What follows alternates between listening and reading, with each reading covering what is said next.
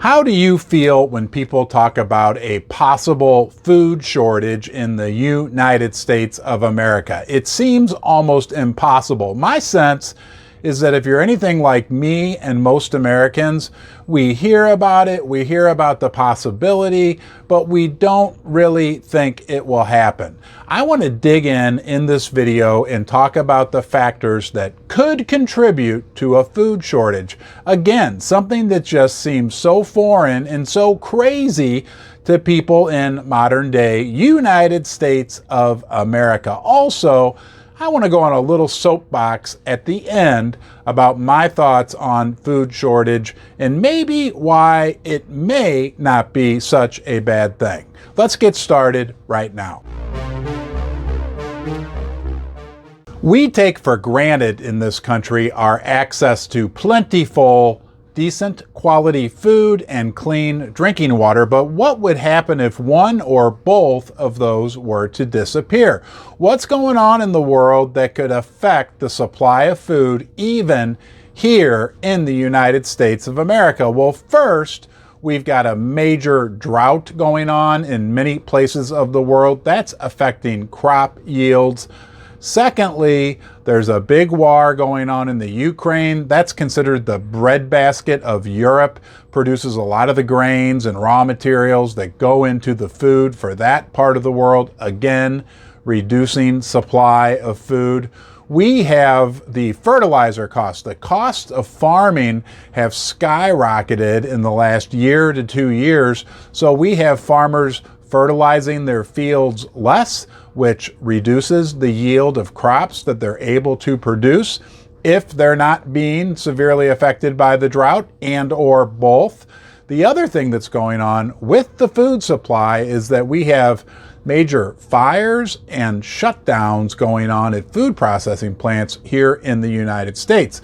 You can dig into that a little more on your own if you haven't already, but there's been a somewhat suspicious level of food processing plants shutting down and a very suspicious level of food processing plants actually catching on fire and being destroyed. All of these factors combined, right, are creating somewhat of a perfect storm that could result in a food shortage. And what are we going to do if we go to the grocery store, us average Americans who don't know how to produce our own food, don't know how to raise crops or to raise animals to feed ourselves? What are people going to do? It could be very, very ugly. At minimum, the factors I mentioned earlier are going to constrict the supply of food available to the general public. And again, at minimum, that is going to raise the prices of food. That will mean people will be making choices about what to eat, if they should eat less.